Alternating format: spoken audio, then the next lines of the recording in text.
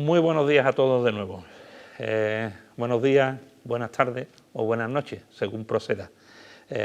Decir desde aquí a los hermanos de Vida Abundante que no podéis imaginar lo que se os echa de menos en el trato personal, pero también aquí a la hora del ministerio de la predicación, no contar con un auditorio personal que ayude a comunicar de una manera más viva, más dinámica el mensaje, sino haciéndolo mirando fijo a una cámara, haciendo un ejercicio de imaginación pensando que estáis ahí, como estáis, pero no os veo.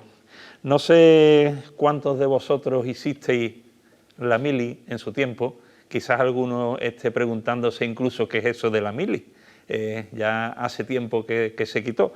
Era el servicio militar obligatorio que nos hacían pasar a los jóvenes de unos 18 o 20 años, un añito y pico, sirviendo al país haciendo el servicio militar.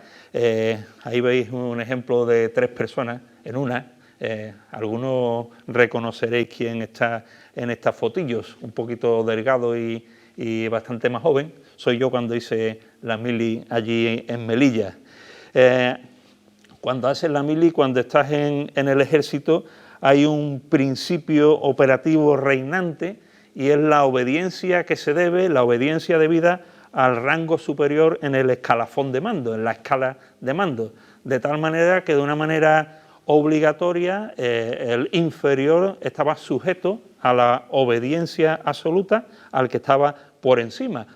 Esto incluso ha llevado a extremos, incluso a sometimiento a la obediencia a compañeros que ingresaron en el servicio militar obligatorio igual que tú, pero hicieron sus cursos de cabo, sobre todo de cabo primero, entonces tenían un orden jerárquico por encima que les permitía, siendo uno igual prácticamente, dictar órdenes que habías de asumir en obediencia. A mí me daba mucho coraje cuando un superior me llamaba. El mecanismo de atender a la llamada de un superior, ya sabéis, era cuadrarte y decir a la orden, mi sargento, mi cabo primero, mi teniente. Y una vez que tú decías a la orden, directamente te sometías a la orden que el mando superior te imponía. Y ahí tenías que obedecer sin rechistar. Una de las órdenes que más me fastidiaba era cuando el cabo primero, sobre todo de mi compañía, me llamaba a la orden mi primero y me decía: recoge las colillas del patio. Eso era una labor de mono, había cientos de colillas esparcidas por el patio, yo que ni fumo ni fumaba, y además me daba asco el olor, y mucho peor el olor a las colillas en las manos después de recoger por ciento colillas. Esto no era otra cosa que obediencia ciega, una obediencia ciega que se impartía más allá de la competencia o de la incompetencia del ordenante y más allá de la orden misma que te impusieran. Se trataba de una obediencia ciega. Y bajo este título quisiera reflexionar con vosotros en esta mañana, en estos momentos. Obediencia ciega, acercándonos a este tema de la obediencia desde la perspectiva de una experiencia positiva en las Escrituras en cuanto a alguien que obedeció, una experiencia negativa y una experiencia en interrogante. Visto esto, os planteo cuál podría ser la experiencia positiva de la que aprender en cuanto a la obediencia y en este caso en la persona de Abraham. Según encontramos registrado en el libro de Génesis, capítulo 12, capítulo 22, y también la explicación de ambos acontecimientos en la vida de Abraham, según lo explica el autor de Hebreos en el capítulo 11 de esa epístola. Vamos a ver primero cuál es el mandamiento al que ha de someterse Abraham de parte de Dios. Allí en Génesis 12:1 dice expresamente: Jehová había dicho a Abraham: vete de tu tierra y de tu parentela y de la casa de tu padre a la tierra que te mostraré. Así, claro, la primera parte. Vete. En última instancia dice: vete a la tierra que te mostraré. De alguna manera, Hay una primera parte que es absolutamente clara en la voz de Dios, en la orden de Dios para con Abraham, y es la primera palabra, ¿no? Vete. Lo que creo que puede tender a confundir es la última parte. Vete, pero vete a la tierra que te mostraré. Se trataba de salir, pero de salir sin destino. Se trataba de salir, pero de salir sin saber a dónde. Es importante el término verbal que se emplea aquí. A la tierra que te mostraré. No dice a la tierra que te muestro, sino a la tierra que te mostraré. Hay una prácticamente premeditada ambigüedad en esta orden de Dios. Vete a la tierra que te mostraré. Una premeditada ambigüedad, una falta de horizonte claro que hace necesario dar un primer paso de fe. El primer paso de fe era salir de su tierra, salir de su parentela, sin saber a dónde va, sin saber cuáles son las consecuencias últimas, sin saber cuál es el horizonte inmediato. Me llama mucho la atención esto, porque con frecuencia Dios actúa así hoy y actúa así en tu vida y en mi vida, dándonos a veces mandamientos, indicaciones de lo que hemos de hacer, pero en una también premeditada ambigüedad. A nosotros, al menos a mí, me gustan las indicaciones concretas y específicas, las órdenes claras, las consecuencias por delante, conocer qué es lo que va a ocurrir, de manera que yo pueda, desde esa perspectiva, valorar mi obediencia o no en base a mi propia sabiduría. Hay muchos que nos hemos planteado la pregunta, a veces ya lejana en el tiempo, por ejemplo, ¿con quién me casaré? Como un título de un libro que hay por ahí escrito por Luis Palau, ¿no? Sin embargo, muchas veces queremos buscar una respuesta específica, concreta a esa pregunta o preguntas parecidas, cuando lo que encontramos, al menos en ese caso, es un principio para dar un primer paso de fe. El Señor dice, en respuesta a esa pregunta, no te da el nombre específico, ni el cuándo, ni el cómo, pero sí dice, no os unáis en yugo desigual con los infieles. De alguna manera reduce sustancialmente el círculo de opciones, pero no nos da la respuesta que deseamos, o al menos con la claridad que lo deseamos. Quisiéramos saber el cuándo, quisiéramos saber el cómo, pero estamos dentro de un mandato con una premeditada ambigüedad que nos obliga a dar un primer paso de fe, entre comillas, al vacío. La otra experiencia, en este caso de Abraham, también la encontramos en Génesis 22. Esta primera que hemos reflexionado es dificultosa a la hora de seguir, pero fijaos en Génesis 22, allí encontramos el episodio en el que Dios da una orden extraordinaria a Abraham, y dice en el versículo 2, toma ahora a tu hijo, tu único, Isaac, a quien amas, y vete a tierra de Moriah, y ofrécelo allí en holocausto sobre uno de los montes que yo te diré. Toma a tu hijo, llévalo al sitio que te diré y ofrécelo allí en holocausto. Por si alguien no sabe lo que es holocausto, significaba o implicaba sacrificar a su propio hijo en un altar cortándole el cuello. Hay una parte absolutamente clara que no puede ser de mayor impacto en el texto que hemos leído. Toma a tu hijo. Se trata, como decía, de cortarle el cuello. Y si la anterior demanda de salir de su tierra y de su parentela era una demanda con una premeditada ambigüedad, aquí denotamos que esta demanda es una demanda absolutamente antinatura o contra natura, es decir, incomprensible. ¿Cómo Dios puede pedir que sacrifique a Abraham a su único hijo, a Isaac? Esta demanda contra natura obliga también a dar un primer paso de fe igual que en el anterior caso. Y os propongo, hermanos, que en la actualidad Dios sigue haciendo cosas de esta forma, de esta extrañeza, de esta forma incomprensible, de tal manera que nos pone entre la espada y la pared, con la radicalidad de sus mandamientos y de sus principios contra natura, obligándonos a dar un paso de fe aún en medio de esa situación. Propuestas como estas nos dejan fuera de juego, Por ejemplo, en 1 de Pedro 2:20 dice: ¿qué gloria es si pecando sois abofeteados y lo soportáis? Mas si haciendo lo bueno lo sufrís y lo soportáis, esto ciertamente es aprobado delante de Dios.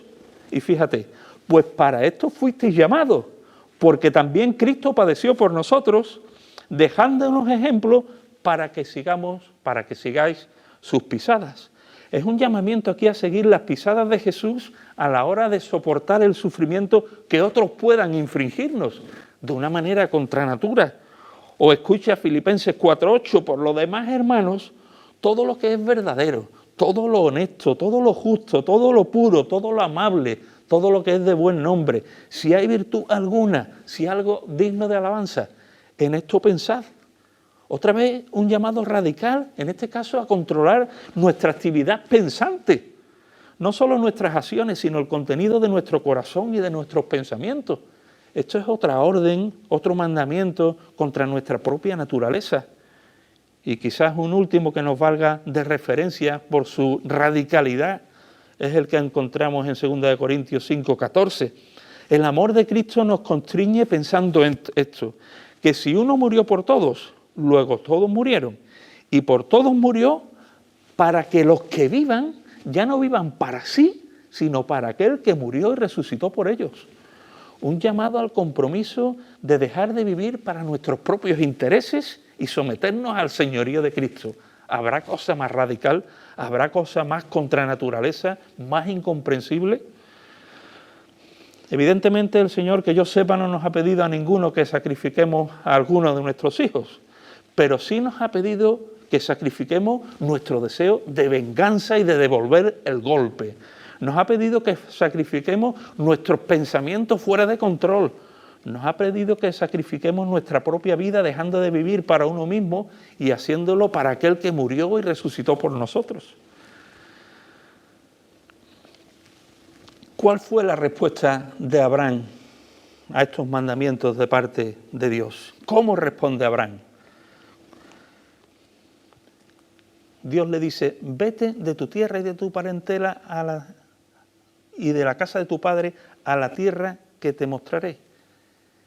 Y el versículo sigue diciendo: y se fue Abraham como Jehová le dijo. Una determinación absoluta a obedecer aún en medio de una orden tan incierta. En Génesis leíamos cuando Dios llama a Abraham a tomar a su hijo en sacrificio, en Génesis capítulo 22, el versículo 3 dice: y Abraham se levantó muy de mañana y enalbardó su asno y tomó consigo 2 siervos y a Isaac su hijo y cortó leña para el holocausto y se levantó y fue al lugar que Dios le dijo. Vemos a Abraham obedeciendo con una radical determinación, extraordinario, sin hacerse el remolón, con inmediatez, sin postergación, sin buscar que los vientos soplen de otra manera porque ese mandamiento no es agradable de obedecer. Se pone en marcha inmediatamente. ¿Cuál es el motivo por el que Abraham nos deja este ejemplo de obediencia tan radical? Tenemos que dar gracias al Señor porque nos deja esta complementariedad entre el Antiguo y el Nuevo Testamento, de tal manera que en el Nuevo Testamento encontramos el detalle minucioso de los porqués, de las motivaciones por las cuales Abraham obedece de esta manera tan determinante. Nos dice en Hebreos 11, versículo 8, dando una explicación de por qué Abraham sale, una vez que es invitado, entre comillas, a salir de su tierra, dice el versículo 8, por la fe Abraham, siendo llamado, obedeció para salir al lugar que había de recibir como promesa, y dice, y salió sin saber a dónde iba. Una respuesta radical a la ambigüedad del llamamiento. Por la fe obedece sin saber. Pongo ahí en la presentación esos tres conceptos como determinantes. Por la fe Obedeció sin saber a dónde iba, pero sabiendo quién le llamaba. Si vemos cuál es el motivo por el cual Abraham obedece al segundo mandamiento que hemos planteado, lo encontramos en los versículos 17 al 19, también del capítulo 11 de Hebreos, que como sabéis está en el contexto de los denominados héroes de la fe, que manifestaron su fe justamente por su obediencia radical. Dice en estos versículos, por la fe, otra vez, Abraham, cuando fue probado en cuanto al sacrificio de su hijo, ofreció a Isaac. Y el que había recibido las promesas ofrecía su unigénito, habiéndosele dicho previamente, en Isaac te será llamada descendencia.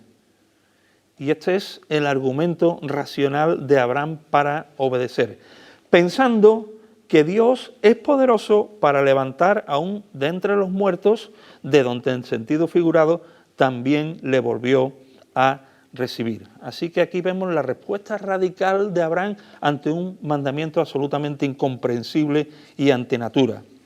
¿Cuál es el principio? ¿Cuál es el principio absoluto que encontramos aquí en cuanto a la respuesta en obediencia de Abraham? La fe como sustento de la obediencia. Como encontramos en el texto que acabamos de leer, su pensamiento estaba puesto en Dios, nos dice el texto, pensando que Dios es poderoso, ¿para qué? Para levantar de entre los muertos a su propio hijo, dado que en él estaban sujetas las promesas. Pensaba que Dios es fiel a sus promesas. Si había de recibir herencia en una nueva tierra, había de salir aunque no sabía dónde.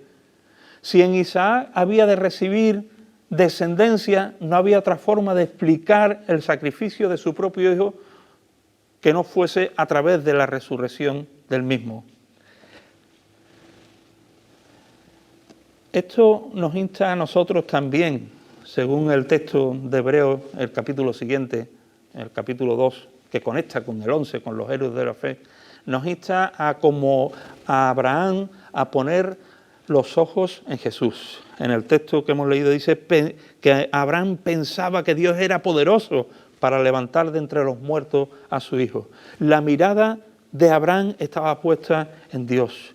Y como digo, esto nos insta a nosotros a poner los ojos en Jesús como la energía que alimenta nuestra fe y mueve nuestro corazón y nuestra voluntad a la obediencia. Es la fe que proviene del conocimiento experimental, real, auténtico, sentido del amor de Dios que sufrió la cruz y menospreció este sufrimiento.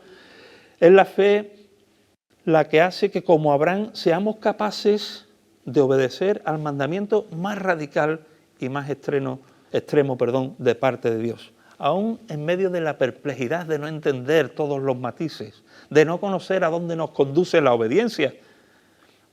A veces la obediencia nos pone al borde del precipicio, o bien porque suponga ir directamente contra nuestra propia naturaleza, contra nuestra propia sabiduría, contra nuestros propios prejuicios y juicios. Ahora, ¿cuál fue la consecuencia de esta actitud de obediencia de Abraham? Dice en Génesis 22, 16 al 18, y dijo Dios, por mí mismo he jurado, dice Jehová, que por cuanto has hecho esto y no me has rehusado tu hijo, tu único hijo, de cierto te bendeciré y multiplicaré tu descendencia como las estrellas del cielo y como la arena que está a la orilla del mar, y tu descendencia poseerá las puertas de tus enemigos. Y fijaos el versículo 18. Y en tu simiente serán benditas todas las naciones de la tierra. ¿Por qué? Por cuanto obedeciste mi voz. Repito, ¿por qué? Por cuanto obedeciste mi voz. En vez de la pérdida de su hijo Isaac, Abraham tuvo una descendencia innumerable. En vez de la pérdida de su hijo Isaac, en su descendencia o de su descendencia nacería aquel que habría de ser el Mesías, quien fue, quien es y quien será de bendición a las naciones de la tierra. Abraham obedeció sin conocer todos los detalles. Abraham obedeció el mandamiento más extremo, pero Dios añadió abundante bendición. Una bendición que alcanza al hombre de hoy. Una bendición que alcanzó a muchos de nosotros. Una bendición que se proyecta para la eternidad. Hermanos, creo que encontramos una promesa motivadora para seguir el ejemplo de Abraham en Santiago 1:25. Ahí nos dicen las siguientes palabras el texto bíblico. Mas el que mira atentamente en la perfecta ley, la de la libertad, y persevera en ella, no siendo oidor olvidadizo, sino hacedor de la obra, solo este, será bienaventurado en lo que hace. Solo el que mira atentamente, el que persevera, el que no es oidor olvidadizo, sino hacedor de lo que Dios dice, ese será bienaventurado en todo lo que hace. Solo el que se toma la palabra de Dios en serio y la aplica a las diferentes áreas de su vida. Solo aquel que es hacedor, que asume el compromiso de una obediencia radical por encima de la ambigüedad, de la falta de comprensión de algunos matices de lo que Dios nos pide, por encima de la radicalidad con que Dios nos pide a veces cosas contra nuestra propia naturaleza, solo el que sigue será bienaventurado. Ahora, a esta experiencia tan positiva le contrasta una experiencia negativa, en este caso del apóstol Pedro. A medianoche, en medio de la tormenta, en el mar de Galilea, bogan mar adentro los discípulos. Jesús se ha quedado a orillas y ahora va al encuentro de los suyos en medio de una fortísima tempestad. Sus discípulos le ven que se aproxima andando sobre las aguas tempestuosas y creen que no puede ser otra cosa que un fantasma. Jesús se identifica como el maestro y entonces Pedro le dice, Mateo 4:28, respondiendo Pedro dijo, Señor, si eres tú de verdad, manda que yo vaya a ti sobre las aguas. Y él dijo, Jesús, ven. Y descendiendo Pedro de la barca, andaba sobre las aguas para ir a Jesús. Pero al ver el fuerte viento, tuvo miedo y comenzando a hundirse, dio voces diciendo, Señor, sálvame. Aquí encontramos un claro mandamiento. Sin duda, el Señor estaba invitando a Pedro a que plantase sus pies sobre las aguas tempestuosas. Le dice, ven, ven. A diferencia del mandamiento de Abraham, encontramos que este es un mandato absolutamente específico. Abraham recibió el mandato, sal a la tierra que te diré. Solo sabía que tenía que salir. Aquí en concreto le está diciendo, ven, ven, ven a mí. Un mandamiento absolutamente específico en cuanto a contenido y en cuanto al momento en el que ha de ejecutarlo. Este tipo de mandamientos demandan las mismas respuestas que hemos visto anteriormente, un primer paso de fe. Esto hace o nos ha de hacer considerar que con solo obedecer por fe lo que la palabra de Dios explícitamente nos indica, muchas cosas cambiarían en nuestra vida. A veces intentamos darle muchas vueltas a lo que Dios dice, intentando buscar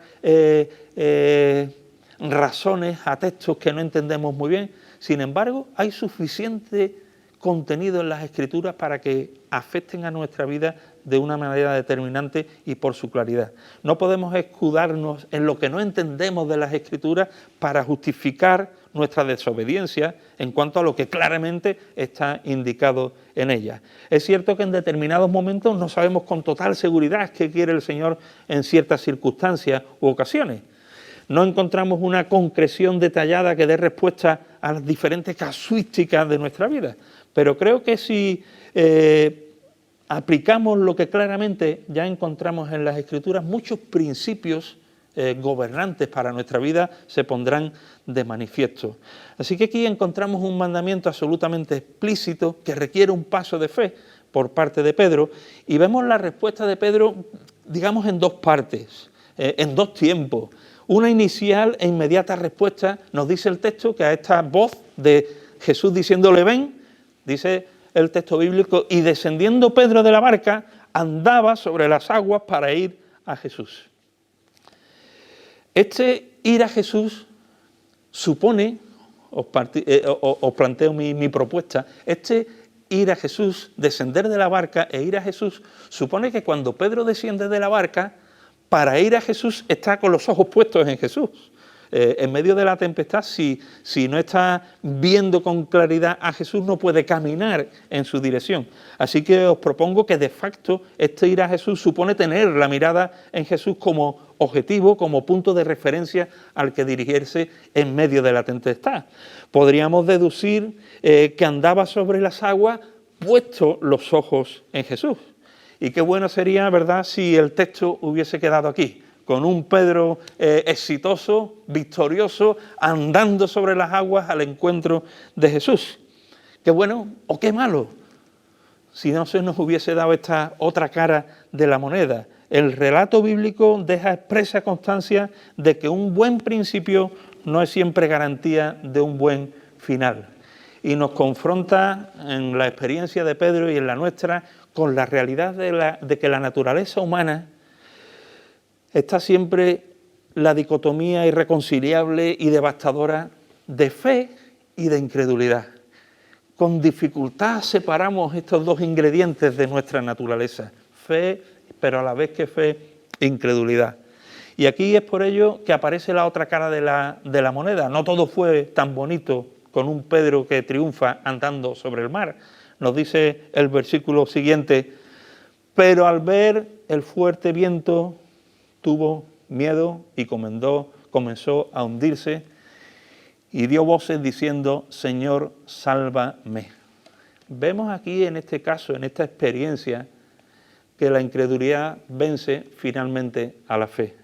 Vemos que surge la desconfianza, vemos que la victoria se convierte en derrota, vemos que está en serio peligro su vida. Ahora, ¿cuál es el motivo? ¿Cuál es el motivo? Algo muy sencillo, pero determinante. El objeto en el cual Pedro fija su mirada en cada caso. Él andaba sobre las aguas para ir a Jesús. Y mientras iba hacia Jesús, mirando a Jesús, andaba sobre las aguas. De pronto, en medio de la tempestad, mira a los lados y ahora ya no ve a Jesús, ve el fuerte viento reinante a su alrededor y el oleaje. Como reacción natural que surge, el miedo. Comienza mirando a Jesús y anda sobre el mar. Ahora mira la tempestad y comienza a hundirse. Está deduciendo de alguna manera que el poder de la tempestad es ahora superior al poder de aquel que le ha llamado a andar sobre las aguas. Supone esta actitud que aquel que dice ven ya no le puede sostener en medio de la tormenta. En cierto modo está contemplando en Jesús a un traidor que le pide algo, pero después se aparta y le abandona a la hora de sostenerle. De tal manera que vemos aquí en Pedro que su certeza inicial se convierte en miedo. Vemos a un Pedro que ha perdido la confianza. No puede descansar en la suficiencia de Cristo en el momento de la adversidad y el peligro en el que le ha puesto el primer paso de fe y de obediencia. Y os planteo, hermanos, que esta también es muchas veces la razón de nuestra desobediencia. Apartamos los ojos de Jesús, apartamos los ojos de su promesa, apartamos los ojos de su poder sustentador. No nos fiamos de su suficiencia en medio de las tormentas de la vida. No obedecemos porque nos falla la fe y toma el poder la incredulidad. En cierto modo, ya no creemos que Él sea suficiente para sostenernos cuando vivimos en obediencia. Nos fiamos más de nuestra propia sabiduría. Sabemos mejor nosotros lo que nos interesa y lo que es lo mejor para nuestra vida. Y usamos de nuestros recursos. Y descubrimos, como en el caso de Pedro una y otra vez, que la realidad se impone. ¿Cuál es la realidad? Comenzamos a hundirnos en nuestros miedos. Descubrimos que el haber apartado los ojos de Jesús, que el haber tomado nuestras propias decisiones, en nuestra propia sabiduría, según la percepción de nuestros propios intereses, no fue una buena decisión. No fue una buena decisión el que Pedro apartara los ojos de Jesús y los fijase en la tormenta. ¿Cuál fue la consecuencia de estos actos por parte de Pedro? En medio de la situación más extrema, Pedro nos dice que tuvo miedo, comenzó a hundirse y empezó a dar voces. Miedo, hundimiento, desesperanza o desesperación.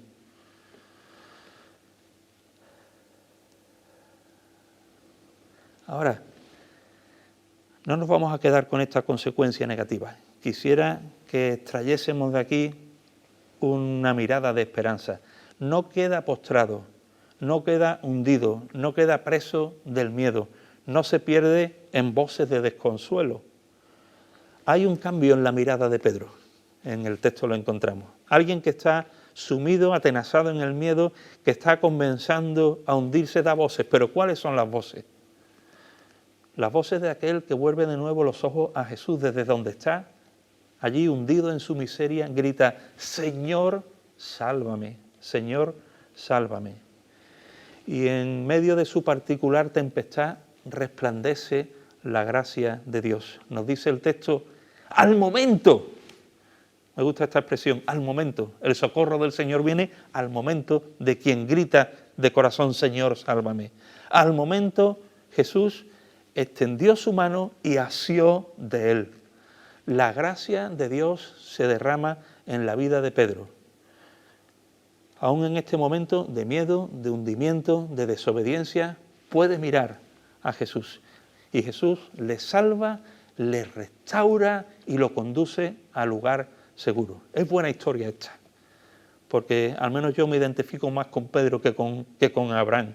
Y me identifico con esta parte de la experiencia de Pedro, cómo experimentamos una y otra vez las oleadas de la gracia de Dios rescatándonos en nuestra miseria. Igual que hizo Dios con Pedro, así sigue también funcionando la gracia de Dios para con nosotros. Aunque estemos dominados por el miedo, aunque nos encontremos hundiéndonos en nuestras miserias, aunque como Pedro nos sintamos a punto de morir por causa de a dónde nos ha conducido la desobediencia, aun cuando nos debatamos entre la fe y la incredulidad, el grito sincero de Señor, sálvame, marca la diferencia. El grito sincero de Pedro, Señor, sálvame, marcó la diferencia en su vida. El grito sincero de Señor, sálvame puede cambiar también nuestra experiencia vital. Hace que al momento se extienda la mano de gracia de Dios a nosotros y nos agarre con fuerza para salvación y para restauración. Podemos aprender de esta experiencia negativa de desobediencia y aún en medio de la derrota de la desobediencia podemos volver a poner los ojos en Jesús una y mil veces con fe y Él nos asirá con fuerza y por su gracia nos restaurará. Os decía al principio que íbamos a ver una experiencia positiva que hemos visto con Abraham, una negativa que hemos visto con Pedro. Os invito a una experiencia en interrogante, la tuya y la mía. ¿Cuál es tu experiencia? ¿Cuál es mi experiencia? Y plantearlo con una pregunta que aparece en el libro de Hebreos también.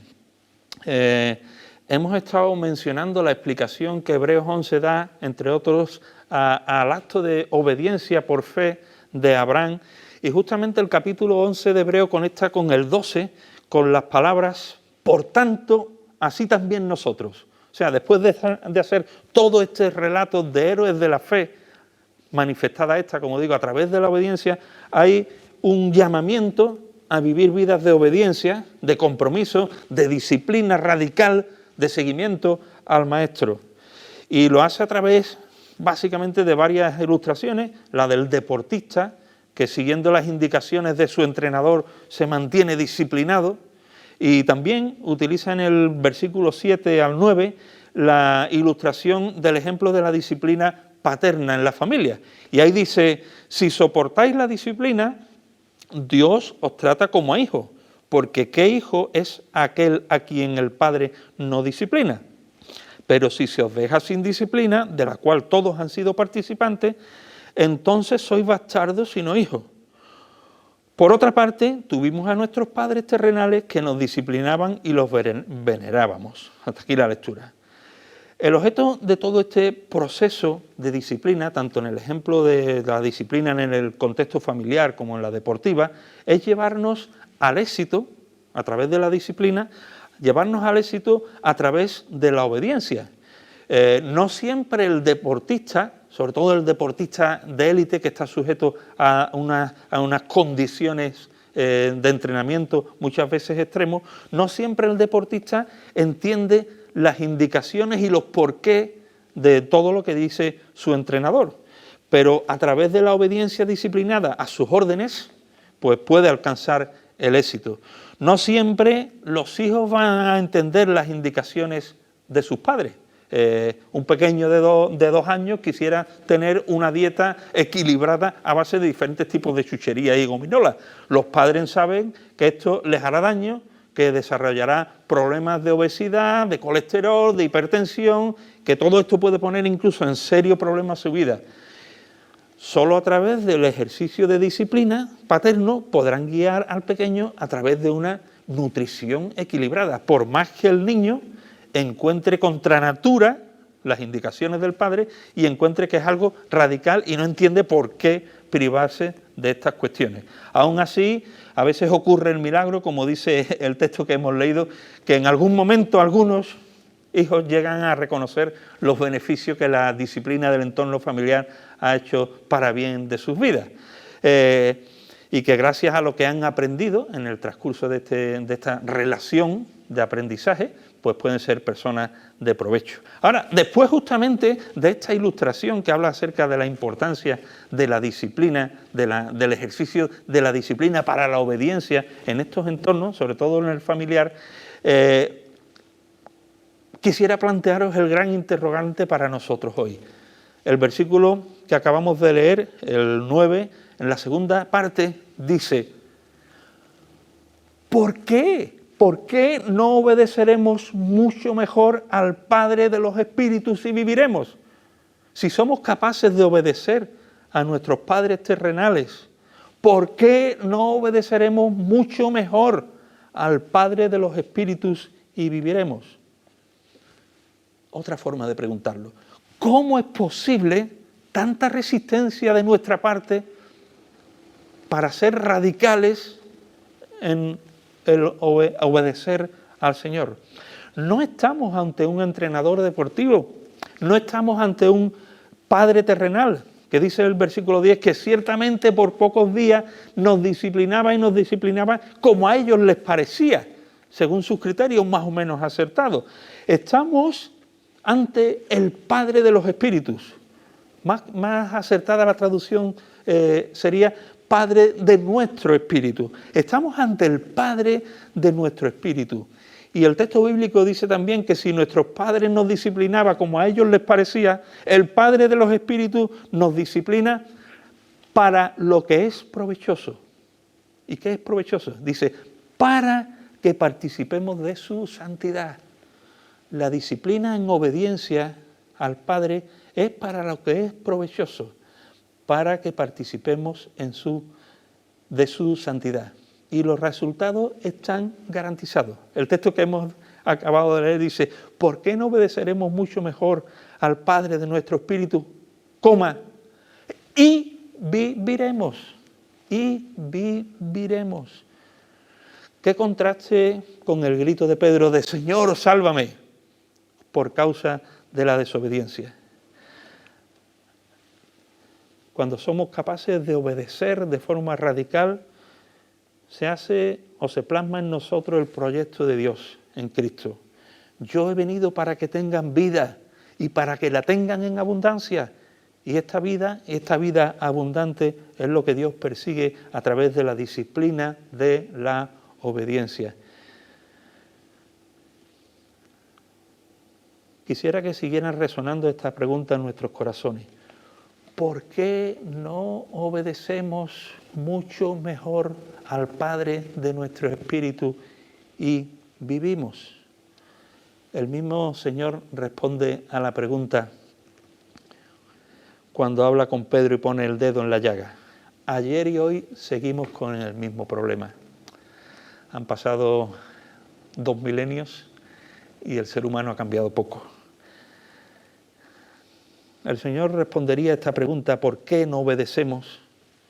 Tal como contestó a Pedro cuando se hundía en medio de la tempestad. Hombre de poca fe, ¿por qué dudaste?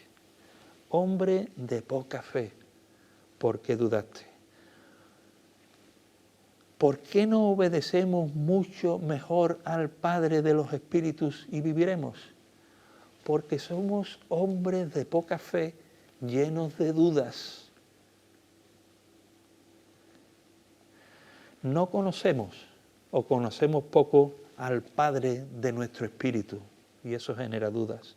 No conocemos sus motivaciones más profundas, no conocemos su amor, su sabiduría, su carácter, sus propósitos. Y esta falta de conocimiento del Padre de nuestro espíritu nos lleva al miedo. Y el miedo, como en el caso de Pedro, le llevó a la desobediencia. Habíamos comenzado esta reflexión con el título Obediencia ciega. Y creo, hermanos y amigos, que la obediencia ciega está abocada al fracaso. Alguien dijo, la obediencia ciega es tan peligrosa como la desobediencia. Os propongo que el título ha de ser mejorado. No obediencia ciega, obediencia natural. Obediencia natural. La obediencia que surge como reacción natural a conocer bien la identidad de aquel a quien seguimos. Y entonces no es una obediencia ciega, es una obediencia natural, fluida, dinámica, viva. Creo que hemos de gritar como Pedro en medio de nuestra necesidad y nuestra incapacidad, Señor, sálvame, o sálvame, Señor. De otra forma, gritar como el padre del joven endemoniado, cuando Jesús le dice, si crees, es posible. Y este padre asevera diciendo, sí que creo. ¿Pero qué? Creo, pero ayuda porque no creo. Creo, pero ayuda mi incredulidad. Es necesario pedir que el Señor nos tome de la mano para ser capaz de vivir en esta obediencia natural. Y cuando gritamos, Señor, sálvame, creo, pero ayuda a mi incredulidad, Él al instante nos tomará de la mano para profundizar en una relación más auténtica, cercana, real y transformadora. Nos permitirá así, asidos de su mano, como pámpano a la vid, conocerle cada día un poquito más, comprobar cómo nos sostiene a flote aún en medio de la tempestad. Cuando vivimos en obediencia, nos permitirá comprobar cómo asidos de Él podemos descansar en su suficiencia, obedeciéndole en medio incluso de la perplejidad. Hermanos, en la medida en que crecemos asidos de su mano, en la medida en que crecemos puestos los ojos en Jesús, en la medida en que crecemos andando en el Espíritu, nuestra fe será fortalecida en Él y se desarrollará casi sin darnos cuenta la obediencia natural. Una obediencia natural que como principio rector os propongo que podría ser preguntarnos en cada momento, ¿qué quieres que haga ahora mismo, Señor? ¿Qué quieres que haga ahora mismo? Bueno, ahora mismo estás escuchando esta reflexión que terminamos en un minuto. Pero te propongo un reto. para ahora dentro de un minuto. Cuando acabemos, pregúntate, ¿qué quieres que haga ahora mismo, Señor? En una disposición de obediencia natural. ¿Qué quieres que haga ahora mismo? Y no estoy hablando de las macro decisiones de la vida, que sí, que hemos de buscar la dirección del Señor. Estoy hablando de las micro decisiones del minuto a minuto, del día a día, que después nos van a capacitar y disponer para la toma de las macro decisiones. ¿Qué quieres que haga ahora mismo, cuando acabemos? Te propongo estas 4 orientaciones para tomar decisiones adecuadas conforme a la voluntad de Dios. Ahora cuando acabemos, ¿qué vas a hacer? Te propongo que mires si lo que vas a hacer es lo que más glorifica el nombre del Señor. En segundo lugar, que lo que vayas a hacer sea lo que más te haga partícipe o contribuya a tu santidad delante de Él. Te propongo que puedas responder a esta pregunta buscando algo que bendiga más a tu familia. Y en última instancia, que lo que vayas a hacer traiga bendición a su obra. Quiera el Señor ayudarte, ayudarme, ayudarnos a vivir en una experiencia dinámica de obediencia fluida y natural, buscando, como proponía como reto, en cada momento, Señor, ¿qué quieres que haga ahora mismo? ¿Que me ponga a ver una serie de Netflix? Es legítimo, es perfecto. ¿Que me ponga a leer un libro? ¿Que vaya a comprar el pan con mi mujer? ¿Que eche un rato de juego con los niños? ¿Qué es lo que más glorifica tu nombre, me hace partícipe de su santidad, de tu santidad, bendice a mi familia o trae bendición a tu obra o a la iglesia? El Señor nos guía a encontrar respuestas y a asumir el compromiso de Abraham, que sin saber a dónde iba, salió. Y salió porque sabía que detrás de este mandamiento estaba el que mandaba, y el que mandaba le llevaría a buen puerto. Que el Señor nos bendiga, guarde y haga que esta sea una verdad en nuestra experiencia. Abrazos para todos y bendiciones en esta semana que comienza. Nos despedimos orando, ¿vale? Señor, no nos cansamos de darte gracias porque tus proyectos para con nosotros son de una magnitud extraordinaria, Señor. No entendemos todo lo que tú quieres darnos, Padre. Sabemos que tu proyecto eterno es salvarnos, Señor, y hacer que vivamos una vida abundante, ser transformados en carácter, Señor, a la imagen de tu Hijo, y que esto quieres hacerlo a través de la vida de obediencia, Señor, pero no la obediencia ciega que nos somete a la tristeza y a la amargura, Señor, sino una obediencia natural, dinámica, viva, alegre, gozosa, Padre, que nos haga partícipes de tu santidad, Señor, y nos transmita tu propio carácter, Padre. Ayúdanos, Señor, nos reconocemos insuficientes, Padre, clamamos a ti como Pedro, que nos salve, Señor, que sí que es verdad que creemos, Padre, pero muchas veces andamos como si no creyéramos. Por eso te rogamos, Padre, que nos ayudes a salir de nuestra incredulidad, Padre, y a centrarnos en una comunión más estrecha contigo que nos transforme de dentro a fuera, Padre. Te lo rogamos en el nombre de tu Hijo Jesucristo. Amén.